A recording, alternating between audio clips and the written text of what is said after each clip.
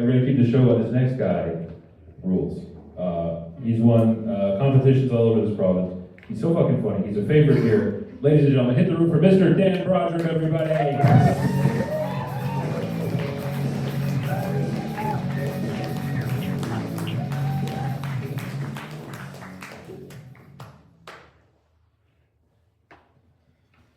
I'm so high right now. Yeah, but you guys are used to it. I feel weird being an old man in a weed club, a club that looks like the bad guy's lair in a 70s kung fu movie. I'm not that, I feel I'm too old. Eminem is a year older than me.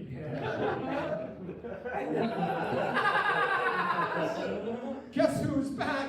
It hurts. It's okay, I crushed the pussy. I know what women like. They like shoes.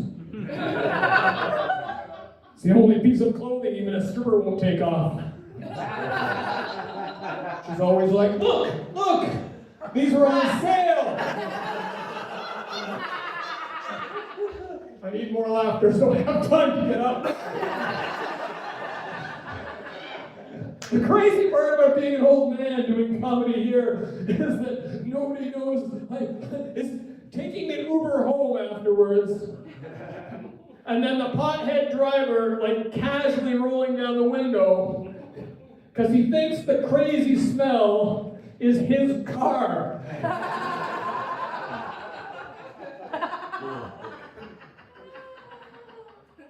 I came back to comedy a couple of years ago, actually. It was after my love passed away. She wasn't my twin, and I didn't eat her, but it still hurt. I had a choice between comedy and counseling, and I chose comedy because I didn't want to hang around with depressed people. So I'm trying to... It's funny because I'm trying to make it like a tribute to my love through the form of stand-up comedy, an art form to which she was completely indifferent. But Heckler's like, she's still watching you now. I'm like, she didn't even watch me when she was alive. She's still watching you now. I fucking hope not. Like I said, it's been a few years ago. I'm starting to try and put my life together. It's hard to date it. I haven't had to date in a while, and I'm trying to learn how to use the apps, and I can never remember which way to swipe. You go one way and you never see them again, or you go the other way and you also never see them again. It's not how it was when I was a kid. They show you one person at a time. That's like asking Google all the best Mexican restaurants in Edmonton, and it just shows you one picture of a 1986 Ford Taurus. Some of you are like, 1986? Roger Blakeson Young. The widow Broderick. It's just weird, because I remember when I was a virgin, which is a strange twist, because I was just talking about being a widower, and when you're a virgin, you're always like, damn, I'm horny. And when you're a widow, you're like, damn, I'm horny.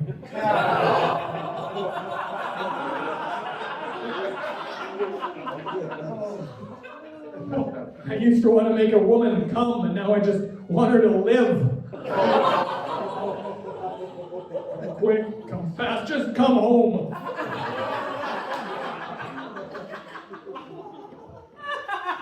She was a lovely lady. She wasn't perfect, she liked audiobooks, and I liked regular books, and then I'd mispronounce a word I'd heard but never said before, and she'd be all condescending.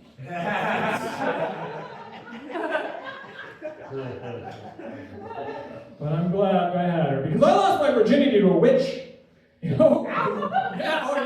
sure, with their gree bags and their taut broom riding thighs. I didn't tell her I was a virgin. Because I was scared she would fuck me. I was scared she would sacrifice me under the moonlight at Coffin Rock. Turns out she was also neurodivergent, which is really amazing. And I don't mean that in a weird way, but like if you ever want to learn how to fuck good, date autistic ladies. I'm saying, they have these sensory issues, so like you gotta be versatile, you know? Some women are like, put all your weight on top of me and squeeze. And I was like, do not let your skin touch mine. No sweating. Crazy. She loved being choked, but freaked out when her own hair touched the back of her neck. She could come from doggy style, but only if she wasn't overwhelmed by my weird sex breathing. She had her headphones on, she's swiping her little tablets.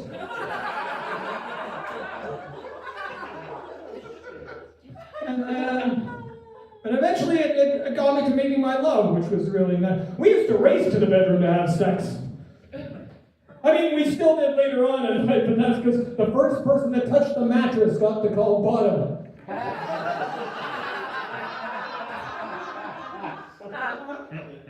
I miss her, and grief is a strange thing because it hits you in weird ways. Like even 6 months after she passed, I got a check from her estate, which sounds like a good thing, but then I don't know how to spend, like I'm scared of spending the money on something she wouldn't approve of.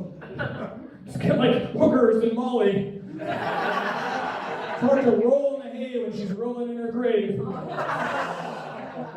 Don't worry, I wouldn't do that. I could use the newfangled prostitutes now. How am I supposed to tap that ass when I can't even tap? You guys are saying, I'm trying to scan her. QR's tattoo.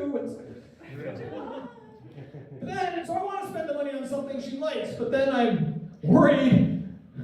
Like, what if I get something she likes, but I never bought when she was alive? Sure, bring her ghost back. It's like, now look who decided he was okay with a second towel. I'm sorry, please. Quit making the walls bleed.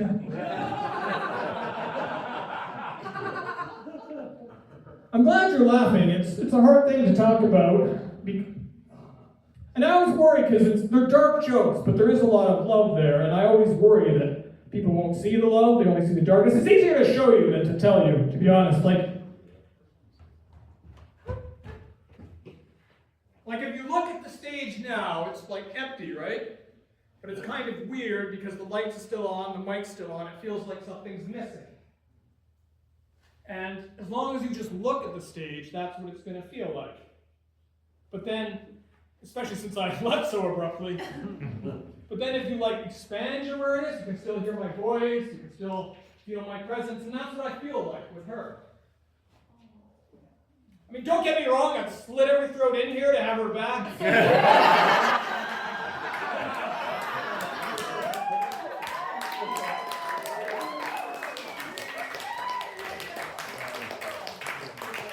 Probably shouldn't have said that part when I was crawling in the dark.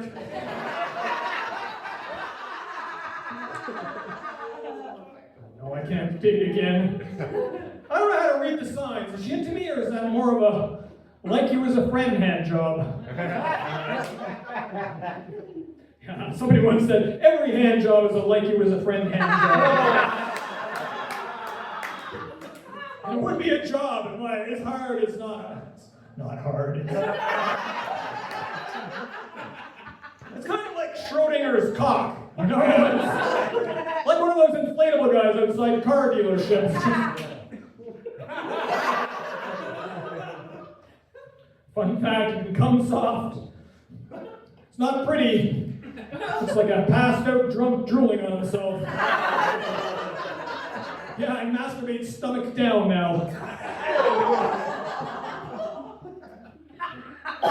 She's watching you now!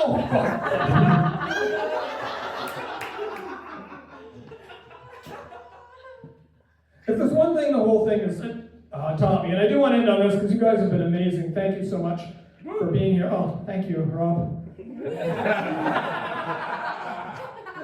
Well, it's just weird because you never know what can happen. And I mean, I never know when my last time on stage will be, so I try and appreciate every moment. I don't worry too much about the future of comedy if it is my last moment, because it's people like Jared and Haley who can carry things on. But I do wonder, as I age, if I'll be forgotten when I go, and who will remember me the way I remember my love. So I prepared a little presentation for you to remember me by before I get it. Thank you. If some of your tech people could just have some mood lighting. Thank you. And with that, I'm going to have this presentation, and then you'll clap wildly, we'll be on to the next person.